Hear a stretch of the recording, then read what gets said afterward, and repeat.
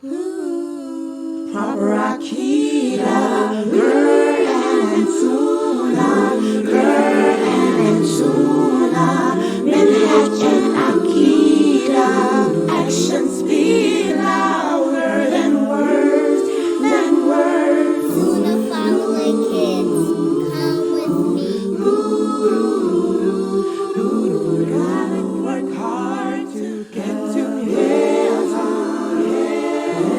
Treat the people good like the prophet would. Proper Akida, Quran and Sunnah, Quran and Sunnah, Minhaj and Akida, actions speak louder than words,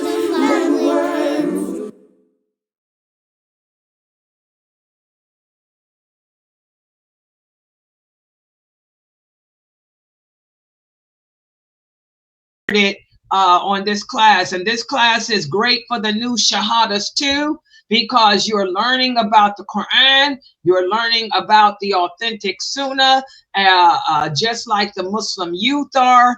And this is, I don't use much Arabic, so that way it's in English, plain simple English, to help you understand your religion better. And yes, I use the pictures. A lot of people ask me, why do I use the pictures? Because in this day, in this era, it's important for you to know who you're taking your knowledge of Islam from, because there's so many people out there who talk about Islam, but most of them are known as Ruwaybida. There are people who talk about Islam, but they have no knowledge and understanding of it. And the prophet warned about these people. So you need to know who you're taking your knowledge of Islam from. So the top picture is Dr. Kareem Abu Zaid. I am teaching all his books here at Sunnah Followers. And the bottom picture is Sheikh Muhammad Saeed Atli. I teach all of his books here too. Those are the only people's books I teach at this website. Okay. And they are not Ruwaybida. They are reputable scholars of this religion. Okay, so let's get started. And we're going to start off with a Juz Amma. This is how the book looks. Please go to Amazon.com and purchase the book. And that is the picture of Dr. Kareem Abu Zaid. And we're going to go over one of the last chapters of the Quran, of the 33 chapters of the Quran, Surat At-Tariq. Surat At-Tariq. Okay, this is one of the last 33 chapters of the Quran. Okay, we're going to summarize the meaning of this chapter tonight. So everyone pay attention. Everyone take notes. You guys can see it? Okay, I'm giving you a second. The sister here said, can ask me to hold on for a second so she can open it up on her phone. Okay, let me know. Because once you open it up on your phone, yeah, I'm going to have to make it bigger for myself to read it, so I might not be able to. Right. Okay. You got it? Okay. Yeah, that's how the book looks. Yes, Amazon.com. Dr. Kareem Abu Zaid, that's his name there. Yeah, I'm teaching, inshallah. I hope Allah keeps me living long enough so I can complete all of the books he's putting out. I'm teaching all of his books. All of his books are incorporated into the curriculum here at Sunnah Followers. Okay, this is the one. Yes, great for the new shahadas. Okay, so tonight we're going to go over, summarize the chapter of the Quran known as Surat At-Tariq. This is the surah of the Quran. In English, it translates to mean the night visitor. And this chapter of the Quran was revealed in Mecca. And the fact that it was revealed in Mecca should tell you something. What does that tell you? Can anybody remember? The simple fact that this chapter of the Quran was revealed in Mecca should tell you something. What does that tell you?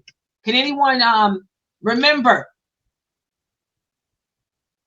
the fact that it was revealed in Mecca, that should tell you what? Who can remember? Go ahead, Tahira. Building their faith. Exactly. The fact that this chapter of the Quran was revealed in Mecca should tell you that it has to do with Iman, or your faith. Because most of the chapters of the Quran that were revealed in Mecca have to do with developing your belief in Allah. They have to do with your aqidah, your Iman, your belief in Allah. So this chapter, it teaches about how Allah is the protector, and how not only is Allah the protector, but how Allah watches and sees everything, how nothing is hidden from him, how he can see everything. So it's a chapter of the Quran that tells you about two of Allah's names, how he's the protector and how nothing is hidden from him. And this chapter of the Quran begins by speaking about a special star that shines bright in the sky, and how that star reminds us of Allah's existence and Allah's power. So when you look up like this picture here, you look up at the sky on a dark night, you will see this light that comes from this one star. And you will wonder why, out of all those thousands of stars, how it is that this one star can produce all that light. You know, it'll remind you that there is something greater than everything here, that there's an entity greater than you, greater than me, greater than that star itself. And that entity is Allah, and how powerful he is.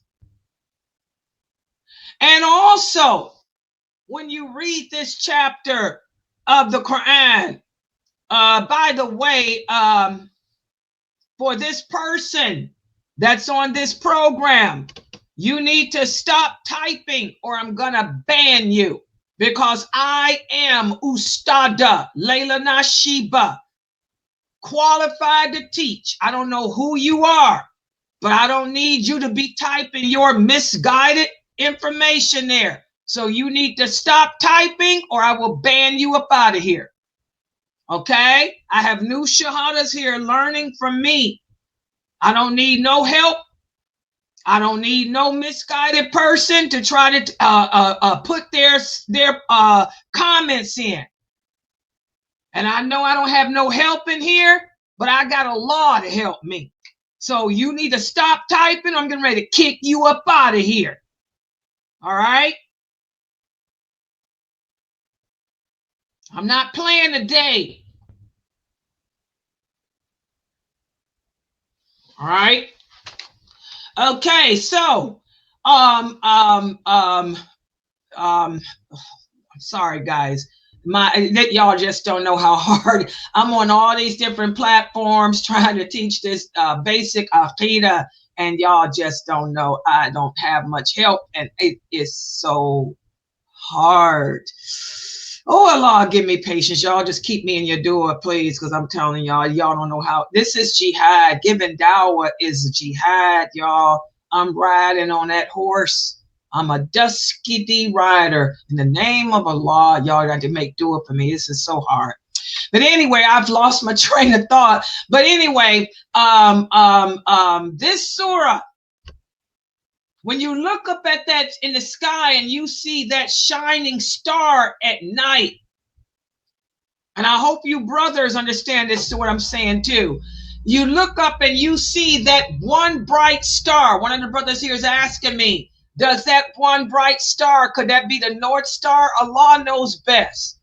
Because when, I don't know, Allah knows best if it's the North Star. We know living in the northern hemisphere of the earth. We're living in America. This is the northern hemisphere of the earth. The brightest star that we see is known as the North Star. Okay, so for us, that's what it would be, but I don't know. So I'm not going to try to guess. But anyway, that when you look up and see the North Star for this part of the earth, the northern hemisphere, when you look and see that that North Star shines bright and that North Star guides you, that helps you to realize that there is an entity greater than yourself.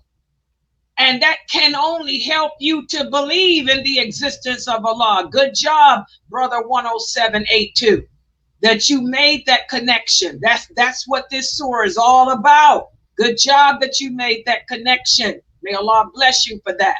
So when you read this surah, that's what Allah sent it down for. You know, he made that parable, that connection there. When you read that, it shows you that Allah is watching over us. Just as the stars help to guide us. That's the parable. I'm glad you got that connection. Just like the stars help to guide us at night. The stars watch over us at night. Allah watches over us all the time. And also when you read this chapter, Allah swears by the night visitor to remind us that he's always watching over us, just as he watches over the stars. And this surah tells us that every person, each and every one of us has a guardian. And Allah is always protecting us. Remember, I told you guys how each and every one of us has a jinn assigned to us. And that jinn's job is to try to seduce us to commit evil. Well, guess what? We also have an angel assigned to our heart too. That angel is assigned to try to whisper to us to do good. So that's the other side of that coin. We have an angel assigned to our heart too that tries to get us to do what's good. Plus we have the angels assigned to over our shoulders. We have angels assigned to the front of us. We have angels assigned to the back of us. And their job is to protect us against what's not meant for us. That's why as Muslims, we should not fear, you know, man. That's why we should not be superstitious, because nothing is going to happen to you that was not meant to happen, because those angels that are assigned to the front of us and that are assigned to the back of us, they will protect us against whatever is not meant for us. Okay? So Allah lets us know that we have guardians assigned to us to protect us from that. And also Allah lets us know in this chapter of the Quran that he too is our protector. If you believe in him, when life gets hard, when the unbelievers, you know, try to foil Allah's plans, when the unbelievers, just like me, I'm sitting here on the internet, I'm engaged in battle. I'm engaged in outward battle. I'm doing jihad. I'm doing jihad against the unbelievers. Every time I go live, every time I teach Islam, I got the kafirs coming at me on all these different platforms, coming in my Zoom room, coming on all these platforms, taking the video cameras, taking the mics, trying to defeat and stomp out the dawah. Okay? Allah will never give them victory over me. Allah will never give them victory over him. Okay? Allah will always foil their plans. We just have to believe that. Okay? As long as you believe in Allah, as long as you trust in Allah, Allah will always foil the plans of the unbelievers, and Allah will always provide a way out for you. Just like today, I came in here to give the dawah. I didn't have nobody around to help me in the Zoom, but I got a way, did it myself, locked it up. Okay? Allah will always find a way for the truth to prevail. He's always there to protect us, to help us when times are rough, when times are hard. Does everybody understand that? So, you know, that's what this beautiful chapter, wait, by the way, let me fix this. I'm doing so much on these computers, I done messed up the screen share. Hold on. Okay. So that's what Allah is letting us know in this wonderful chapter. Okay. Also in this chapter of the Quran, Allah speaks about our beginning too. He speaks about how he created us. He reminds us that we were all created by him from a tiny drop of water. And it's amazing how Allah made us all from a tiny drop of water, but we're all special and we're all unique in our own way. We all come from the same source. But even though we come from the same source, we're all different and we're all special. We're all unique. Even though we start small, Allah can bring us back to life, and Allah will bring us back to life, and Allah will judge us on the day of judgment.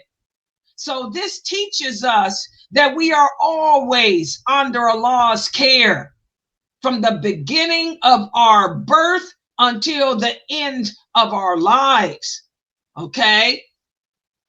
So he tells us that in this beautiful chapter of the Quran too. And also in this beautiful chapter, Allah speaks about the day when everything will be exposed about us, when all secrets will be revealed, and that's the day of judgment. On that day, everyone will see the good and the bad of what they've did. Nobody will be able to hide anything from Allah. So this reminds us that when we're living our lives in this world, to always be kind, to always be honest, to always be truthful and good, and do what makes Allah happy, because he sees everything.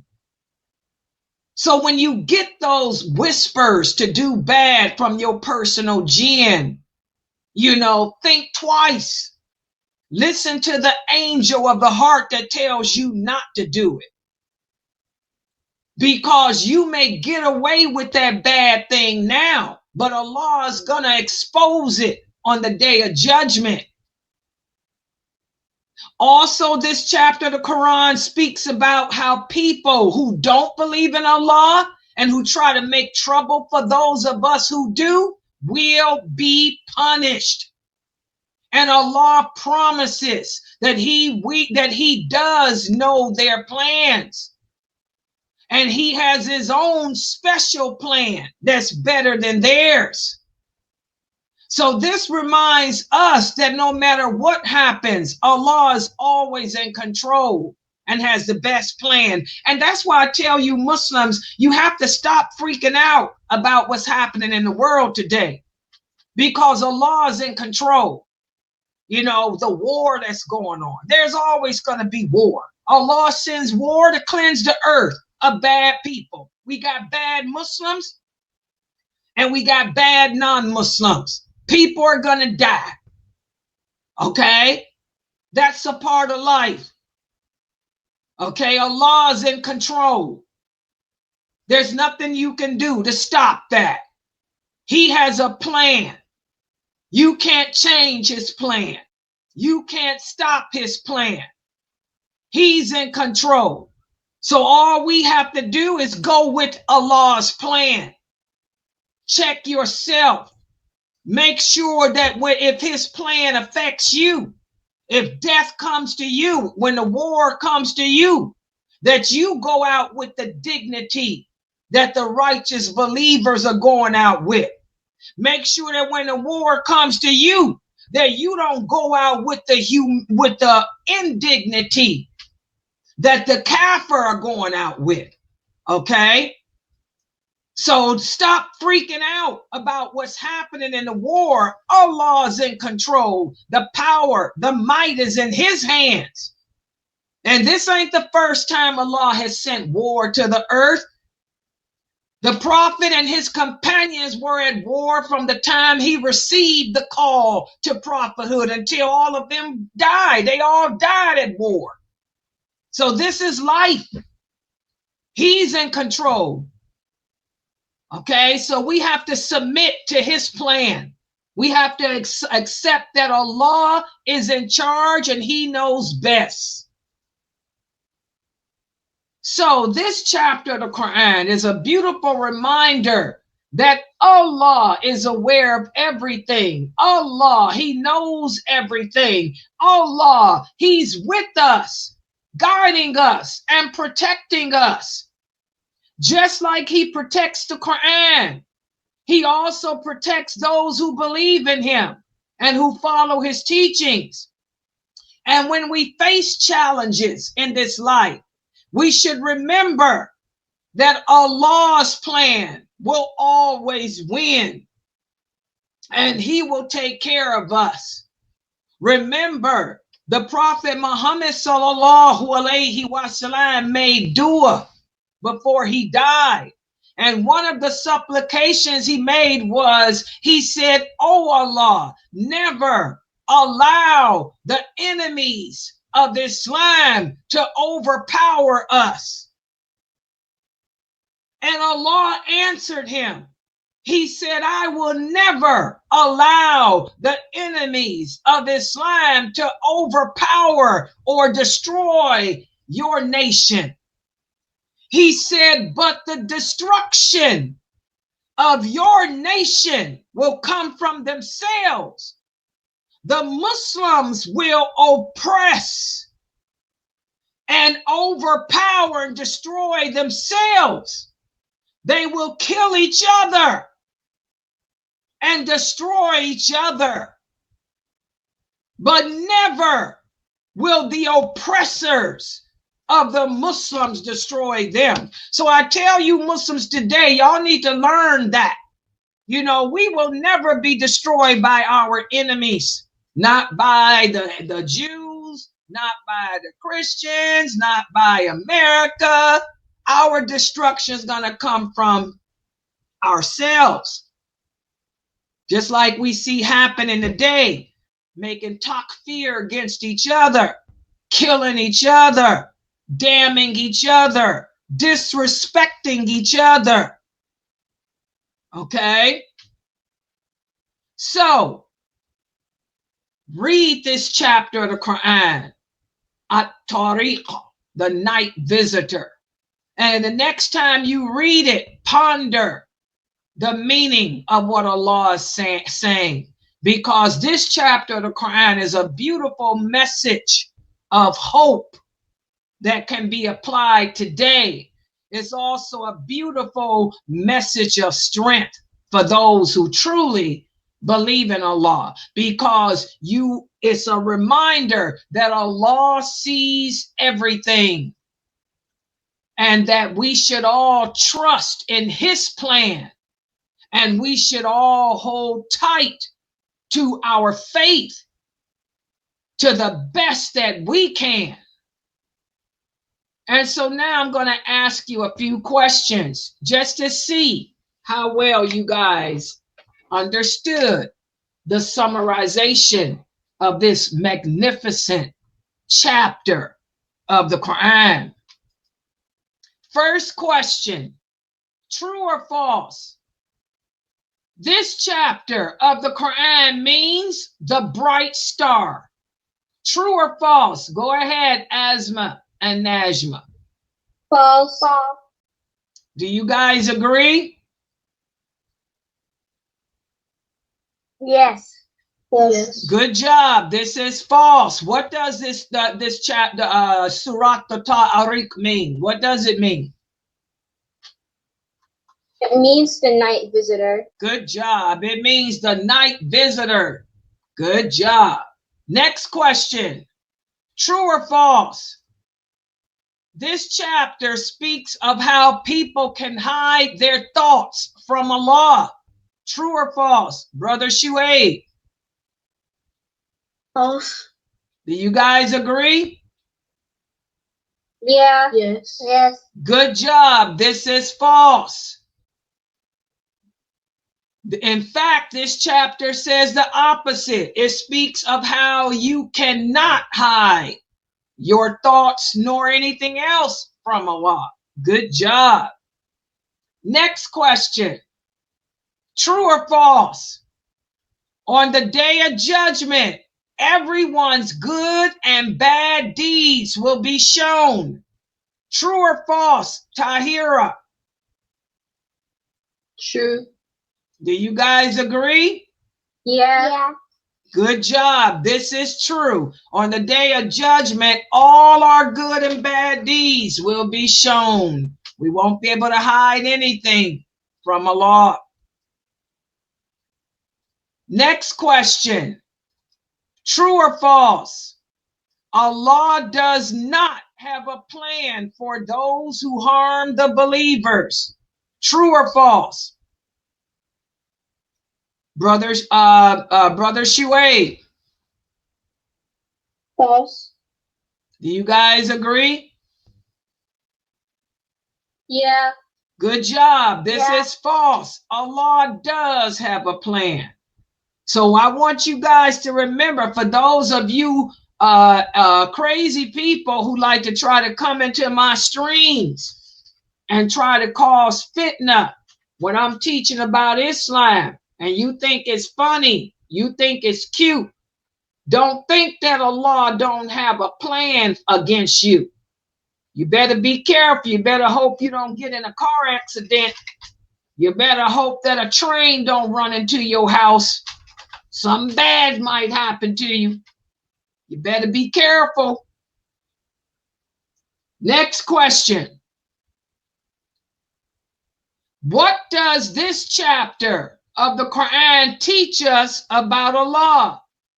Does it teach us that He sees us only during the daytime? Or does it teach us that He only watches over adults? Or does it teach us that He watches over us always, just like the stars? Go ahead, Asma and Najma. He watches us over us always like the stars. Do you guys agree? Yes. Good job. Exactly. Allah watches us always, just like the stars. Subhanallah. Next question. Who knows all of our secrets? Is it your parents? Is it your friends? Or is it only Allah? Go ahead, Tahira. Only Allah. You guys agree? Yeah. Yeah. Exactly. Only Allah knows all your secrets. Only Allah. Good job. You can't hide nothing from Him. Next question. What will happen on the day of judgment? We will see our deeds. We will all go to sleep, or we will have fun. Go ahead, Shuaib. We will see our deeds. Do you guys agree? Yes. Good, Yes. good job. So I want y'all to remember that, because there's a lot of people that think on the day of judgment you're just going to go to sleep. Nope. You're going to see your deeds. And most people are going to hell after that. Most people are going straight to hell after that. So that summarizes what chapter what the chapter of the night visitor is all about. I want you guys to read that chapter tonight and think about what Allah is saying. So now I'm going to go over the hadith for this week. And again, this is the book entitled He Was. This book can be purchased on Amazon for only $10. This book is written by Sheikh Muhammad Saeed Atli. And that's a picture of him. Okay. And tonight we're going to go over the hadith that addresses how the Prophet sallallahu alaihi wasallam disliked certain names. How he disliked certain names.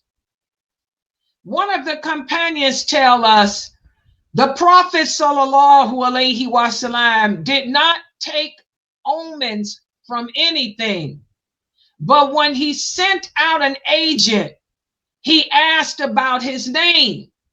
If he liked his name, he would be happy, and his happiness would show on his face. But if he did not like the person's name, you could see his displeasure on his face. Also, when he went into a town, he would ask the name of the town. And if he liked the town's name, you could see his happiness.